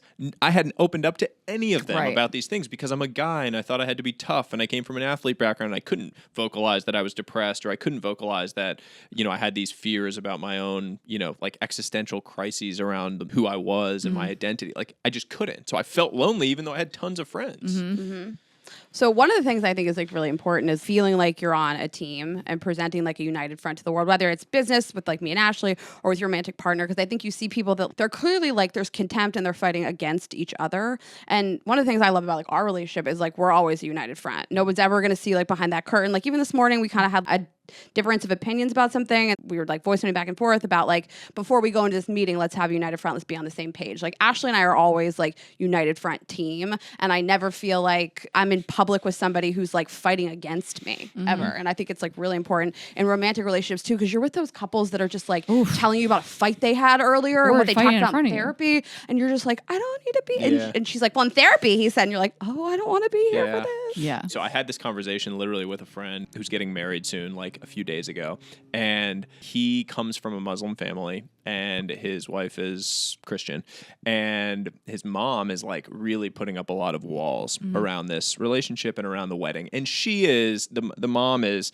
clearly like it's a power thing. She's asserting power, firstborn son, getting married, and creating a whole lot of challenges with the wedding planning, really around like alcohol being at the wedding is the thing that she's attaching onto. She's saying it's for religious reasons, but really it's a power thing underneath the surface. And so he was asking me for advice. The wife now is like, it's creating problems with the mom and the relation. There's all this tension before the wedding has even happened. And what I told him was, your wife needs to know that you are 1,000% on her side. And it has to be that way because you cannot start your marriage on the foot of like trying to play both sides with your mom and with the woman that you're going to spend the rest of your life with. You have to be team wife. Like, and that is your life from now on. And if you're not willing to do that, you shouldn't get married because you have to have the united front. And like, I've said that with my wife when like, mother-in-laws are a pain. Like that's a thing. Mother-in-law, because it's their son, like, especially with a son, it's like, that's my son marrying a girl. Like mother-in-laws are a pain. Your wife has to know that you are a team wife. There can never be a question because that unified front is everything. Well, now I got to know if they're going to have alcohol. They ended up like segmenting the wedding. So like there's 2 rounds. Yeah, basically. So there's no alcohol at the part that the mother-in-law is hosting and like paying for, which is a good compromise. I was like, that's smart. Absolutely. And he was like, I let my wife know. Love that compromise. Yeah, and I let my wife know that it's me and her and we're in the battle together. And I told her like my mom's being crazy. I was like, dude, just tell her your mom's being crazy. Yeah. Just say that because then she'll know you're on her side. Like that's good. That is my number. That's always been my number one thing. Like I could deal with tough family members. I mean, it's mostly going to be family members. I guess there's a world in which it's like friends or whatever. But as long as you can recognize it, like that's the thing. I would never expect someone to like really like go against their family. This isn't something I've really run into, but I did have an ex where it was just, I really disagreed with like his family, like politically even. And I didn't need to fight with anybody at the dinner table, but I needed him to at least recognize to me, like, I know, and like, I'm with you. And it's just something about that of like recognizing it, It's like there's 2 types of listening. There's me listening and then there's you listening. And me listening is what we normally default to, which is like I'm talking right now and in your mind you're thinking how anything I'm saying relates to you and you're kind of just waiting for your chance to speak. So like me listening is when we're in an argument or we're having a discussion and I'm just waiting for my chance to speak. And then you listening is like I'm actually hearing you. I'm actually understanding what you're saying. I'm thinking about how the things are making you feel and how it's interacting with your world. And I'm actually understanding you. And so when you find yourself in a relationship and you notice that you're just sitting there waiting to speak, that's always going to lead down a bad path. Yeah. You need to be actually like, you're waiting to speak versus listening to understand. It's going through a different filter and you're also going to miss something.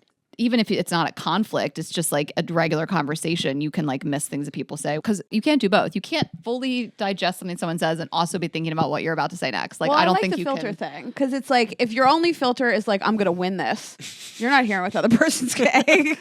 Or you're literally mapping out your next thing you're going to say. Yeah, so I called you yesterday and I was like, what do you want to talk about? And you said, I want to talk about unhinged male dating behavior in this day and age. It was the first thing out of your mouth. And I was like, fuck yes, let's go. So that's what we're going to talk about for the rest of the episode. Yeah. And by the way, I don't know if this is only me. I can only relate to the male side because I just see it from too many of my friends. So Yeah, you'll have to yeah. tell me if it's also an unhinged female behavior. Listen, that we're exists. females. We can talk about We're unhinged in our own way. Yeah, we have the expertise on that. So Yeah. take it away. Well, can you tell us how old you are? I'm 33. Okay, so you're I'm trying to like put it in perspective of like your male friends are around that age. As Yeah, well. all around Okay. that age and at various maturity levels in that age range. I don't know. That's a crazy age. It is. Crazy age. Because that's how old my boyfriend is also. But friends are married With with 6 kids. kids, Yeah. yeah. And then there's friends are single and feral. Yeah. Never But been most more of his single. are settled down, Yeah. but he still has. So it's just Yeah. like there's no rhyme or reason to like early to mid 30s. I mean, there's nothing more unhinged than a 33-year-old bachelor party. Like this age range bachelor party, because you literally have like Christian guys that have 6 kids and are like have been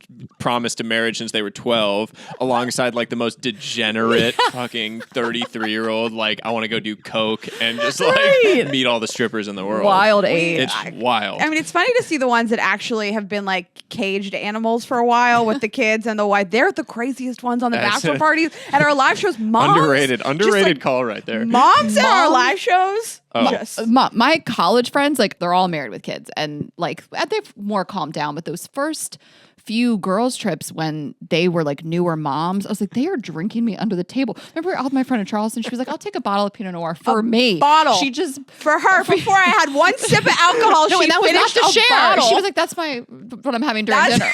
that was her appetizer. And it's so funny because we used to party together and get drunk, but they've Having like kids is great. surpassed Having me. kids is great. Don't worry Yeah. about it. You should definitely have kids. I love my kids. But that's also when they're away from the kids because Yeah. I can't One imagine night. parenting hungover. Oh my god, I couldn't do it. Yeah. I I don't would think rather anyone die. wants to do that. Okay, Right. but Unhinged so male behavior. what Yeah. led you to this stance? I mean, my number one pet peeve with guys trying to date is making this unbelievably long list of traits that they want to find in a woman, but they don't embody a single one of those traits themselves. Go off, King. I mean, I have too many friends that have done this where it's just like, oh, well, I want her to be trusting and I want her to be Hot. I want her to be hot and I want her to be this tall. More importantly, like actual like personality traits and values. Like I want her to be trusting. I want her to be, disciplined. I want her to Self-sufficient. Yeah, I want her to like be really career oriented. All these things. I'm like, dude, you're the least trusting boyfriend I've ever met. Like I know you go through every girlfriend's phone. I know you're going through your girlfriend's phone last time you were dating because it led to a whole big conflict. Like I had this one friend who called me one time. And he's like one of my dear friends, and I'll talk shit to him till kingdom come. But he called me and he's like, dude, we broke up. She went through my phone. And so we broke up. And I was like, what was the issue? And he's like, well, dude, she shouldn't have been going through my phone. Like, why didn't she trust me? And I was like, well, was there shit on your phone? And he's like, yeah, of course there was, but that's not the point. That's not the point. And I'm like, dude, what are you taught? Like, you are an absolute idiot. I don't even know how to I don't know how to have a conversation with you if you're going to be like that. I mean, we always say like you go snooping, you're gonna find something you don't like. I don't know what led them to that follow point. someone But for 10 miles Yeah. on the road. They're going to Yeah. speed at some point. I mean, this is across the board, men and women. Anyone who has some list of perfection, essentially, you need to ask yourself, what am I bringing to the table? We Yeah. did this years ago. What milkshake am I bringing to the yard or something? Oh, really? It was I like don't Case remember. Kenny or something like that. we talk about this because we always talk to women more, but like there's so many people you see, they're like, he needs to be this tall, make this much money, have this type of career, do this for hobbies and interests, travel this much. And you're just like, that's great. You should have boundaries and you're allowed to have lists of things that you want and Yeah. standards, but are you embodying those things? Are you worthy of attracting somebody like that? Are you bringing that to the table? It's a really important question to ask yourself. If you want all these things, am I the list also? Was it a conversation Jay Shetty and Matthew Hussey, maybe it was a clip of like, picture the person you want and then become that person. Yeah. When it comes to the, not like, physical, like I'm going Get a to penis? Yeah. Hopefully You not want all me the dick down physical really things. good? Just Yeah. get one? Yeah. I just want to be 6'4". Yeah. Yeah. 6'4", jacked, tan, great. That sounds good. Huge dick. Sounds You know- great. you know yeah. me. Delts like this. Yeah, exactly. 2 tattoo sleeves. I wasn't Yeah. bald. Yeah. I just Yeah. shaved my head. Yeah. Good look for you. Crazy, never Rayna. know. You're going the opposite. You got new Good hair. look. As tall as possible, bald with a beard. That's me. It's also, there's a theoretical side to it, which is true. Like you embody the things that you want to find, and there's like a magnetism that comes with just putting certain vibes out into the world and you find it. There's also a purely functional side where like if you are living the traits that you want to find, you're probably going to put yourself into places physically where people with those traits exist. Like if you want someone that's really fit, and you're going to go embody that, you're probably going to go to the gym at like a nice gym at an early morning hour or something like that. And you're probably going to run into other people that are into fitness that are going to the gym at an early morning hour. And that like already you've self-selected down into a group that embodies the trait that you are trying to find in the world. But you had to embody it in order to find that. Well, we were just talking about this with a guy friend of just, you can take New York as this microcosm of neighborhoods are so definitive of the type of people. Not always, but we can talk about like Fide and deep in Brooklyn and whatever, the type of people that might be there. Bunch of dudes in vests. Yeah, exactly. In your Patagonia vest, like the Midtown uniform. But we were just talking about a girlfriend and we just sort of like, think of the type of guy you want to find and like, where are the most of them? Again, this is not a foolproof plan, but like, if you really want that finance guy, you shouldn't be living in Bushwick. It's not going to happen for you. Totally. And if you want a broke comedian, then you should be living in Bushwick. You know, you really should think about the type of person that you want and where they're going to be and putting yourself in those situations. Like if you want a doctor, you should become a nurse. It's true. It's Or not the worst idea in the world. Or just hang out at bars near hospitals. Yeah. I mean, like, if I lived in LA and I was single and I was into health, I would just go freaking hang out at Erewhon. Erewhon, yeah. I sit outside there and I am just like floored every day. Teach people how to do the hot bar line. Yeah, like find me been there for actually. me People looking look like an lost. idiot getting yelled I'm at the with a trainer. suitcase and his bag. Like, oh, you look lost. Let me come help you, sad Yeah. puppy. You know, like it doesn't seem like the worst idea in I the know. world. You said something on one of your reels and you were like, no loser gets up at 5 a.m. and works out. A fuckboy, yes, but no loser. Like, I like that statement of like, you know, that quality of someone that actually wakes up and works out. It's probably going to be someone that's got some motivation in life. People right? get mad at me over this one, which Oh. always surprises me a little bit. Let's unpack it. Literally what I've said is Say it. there's no such thing as a loser who wakes up at 5 a.m. and works out. And my point, it actually has nothing to do with working out. It has nothing really to do with 5 a.m. It's all about knowingly and willingly doing really hard things. By definition, you are not losing in life. I don't know anyone who knowingly does really hard things on a daily basis that is losing in all areas of life. It's just very rare to find. That doesn't mean that if you're not a morning person and you go to the gym at 4 p.m. that you're a loser. Like people take it that way. No, well, that's their fault Yeah. for misinterpreting. Yeah, they're like that. flipping the logic on its head, which is just not what I mean. Well, we always say people hear what they want to hear. Yeah, exactly. I don't get up at 5. I work out at 4. And am I a loser? The biggest mentors that I found in my life, like people that have been super impactful to my entire life, were because I was going to the gym when I first started working at 4:45 in the morning every day at the Equinox in Palo Alto.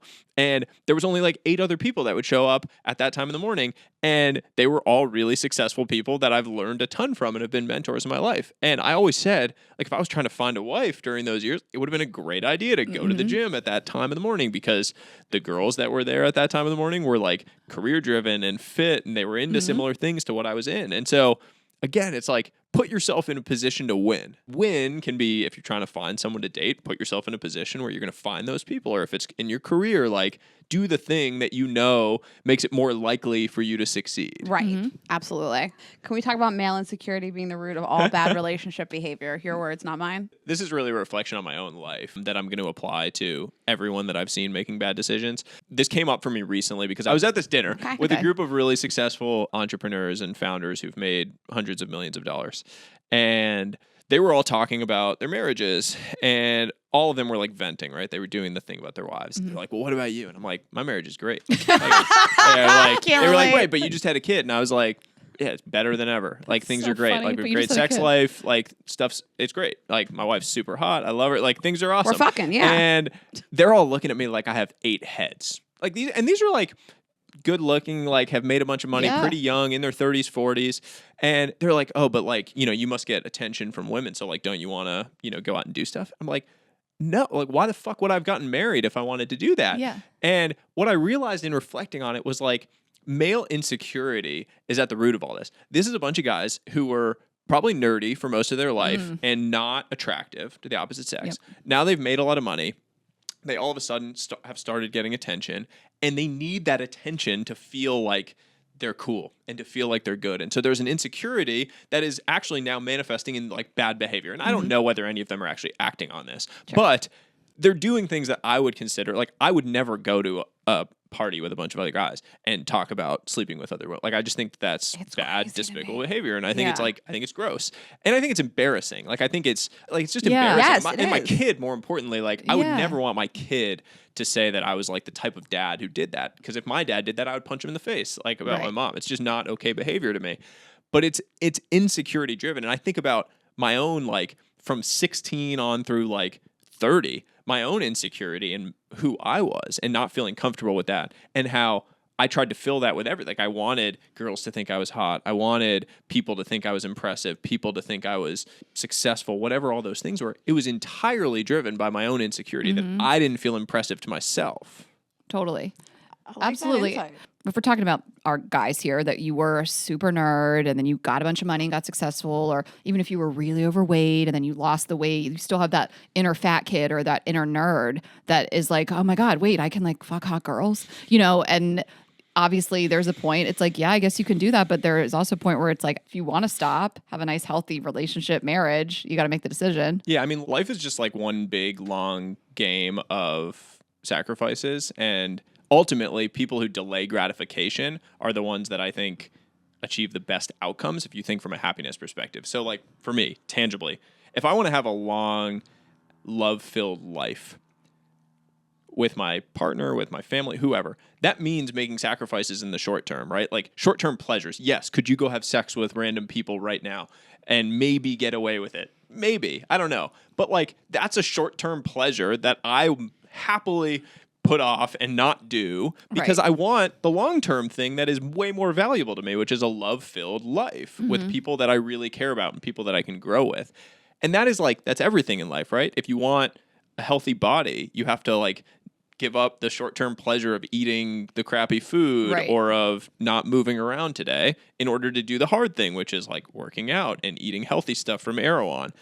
And so if you apply that as like a rule to every area of life, that's how you're actually winding up in like the better outcomes in the long term. But it's only through being willing to make those short-term sacrifices for the long-term benefits. Yeah. And I even sometimes sacrifices is like a heavy word to put on that, but just kind of like not giving in to the short-term temptations, I guess. Yeah, we've been in the comedy world for so long. Ashley way longer than me, and a lot of our friends are male comedians that are on the road a lot, and the opportunity is there, to always cheat on your partner with some random person in some random city. And I was talking to one of our good friends, he's now engaged, and he was talking to me about like, yeah, I mean, you could all the time, but like that's the trade-off. Like I want to have this wonderful partner who loves me and this partnership and this friendship, and you can't do those other things if you want that. And that is worth I don't think you used the word sacrifice, but like that's the trade-off, and that's good for me. Like I get to have all these wonderful things, and I guess I can't sleep with people on the road, but why would I want that? Because I get all these other great things from my like partner.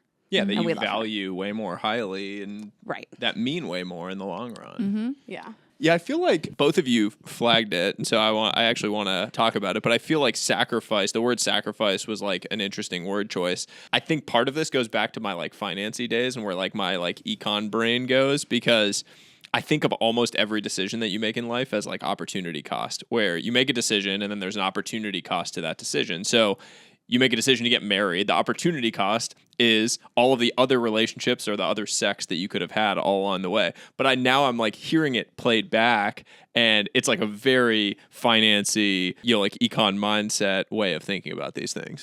I didn't hear that as a bad word. What I was thinking is just, it's trade-offs, right? There's trade-offs to every decision you make, and everything is hard. Marriage is hard, and being a single is hard, and so you just have to choose your hard. Yeah. I think people view the word differently. It doesn't have to be negative, or you can view it that way, and I think people can sometimes be like, relationships are full of sacrifices, and it's just like so extreme. And I'm like, I don't think I want to sacrifice that much. Yeah, and it doesn't have to be that you're like sacrificing something that you wanted necessarily. It's like there is something. Like Rayna, you had said before, like sometimes I sacrifice, quote unquote sacrifice, like somebody's birthday party or a girl's whatever, because I'm like on the other side of the country because I have a long distance relationship, whatever it is. So I like that you reframed it. Yeah.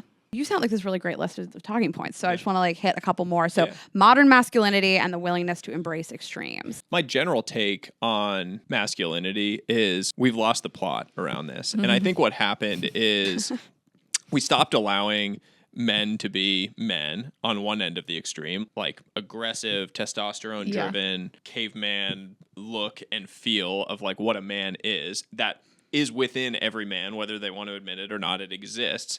We started saying like, oh no, that's bad, that's toxic. And it's not toxic in and of itself. It's toxic in certain manifestations when guys push it too hard. Yeah. But in and of itself, there's nothing wrong with it. And we also told men that they weren't allowed to be vulnerable and open about their emotions and that they had to just like shut up, do the work, be a provider, do all these things.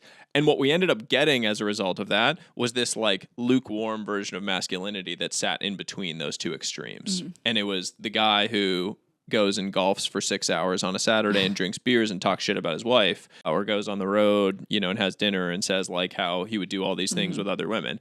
And my opinion is that if we just allow the two extremes to exist within an individual, where a man can be a man's man, but then can also open up and cry and be normal and be vulnerable, that you have a much better place in the world where men can kind of exist on both of those sides of who they are. I mean, that's what we're both attracted to. Like people that are, I guess, traditionally a little more masculine, but like behind closed doors, like one-on-one are really mushy and lift you up and can be really soft. And maybe you're the only person that sees that, but like how special is that you're the only one that gets it? Well, do feel like I found that, but I also feel it's rare. Unfortunately, you know, like to the point where I was like, I don't even know if that exists. And I found one, but it's just kind of like a Boston guy. They're built different, but I feel that. And I love that you said lost the plot is a funny way of putting it, and just like mixed messaging. And we talk about this a lot of kind of men being in crisis and lonely and all these different things. And then on top of it, you add this like mixed messaging, like don't be too masculine, but don't be too, like I can empathize. Yeah, we're not male apologists, but we understand it can be a little hard sometimes. Well, I think it goes both ways, right? Like,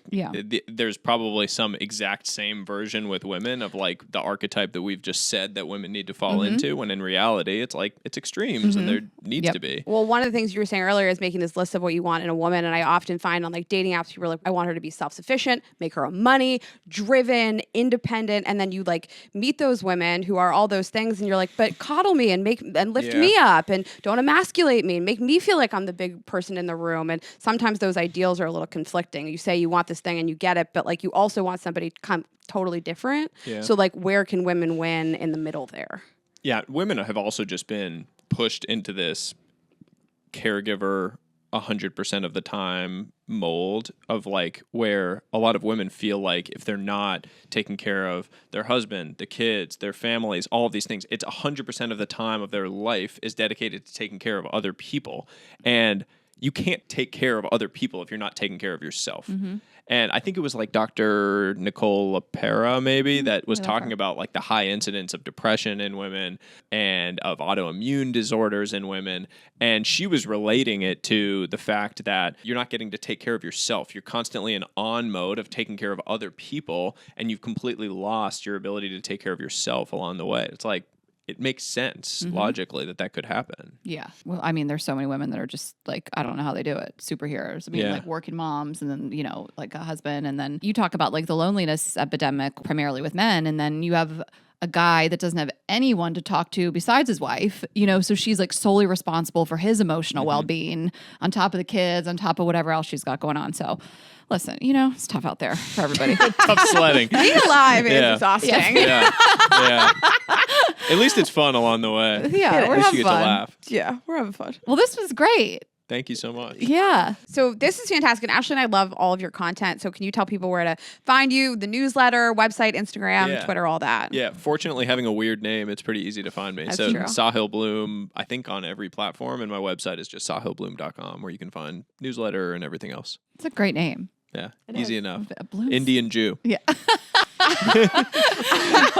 I wanted to ask where the bloom came from, but I was like, is that weird? To White just be Jewish guy from the Bronx. Married to an Indian woman from Bangalore. So there you go. We have Indian and Jew in our thruple. That's Hindu. Me, her, it's and good. her boyfriend. Oh, there you go. There you go.